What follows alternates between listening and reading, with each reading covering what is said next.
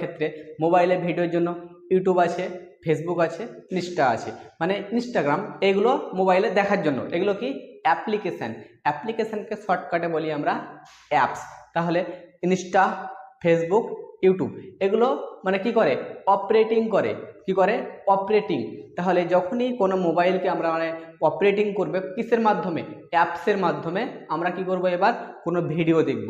আর কম্পিউটারের ক্ষেত্রে ঠিক একই রকম লাগবে অপারেটিং। তাহলে যেরকম আমি অফিসিয়াল কাজ করব, এক্সেল লাগবে, এমএস ওয়ার্ড লাগবে, এ সমস্ত মানে অ্যাপস দিয়ে আমরা কি করব, অফিসিয়াল কাজ করব।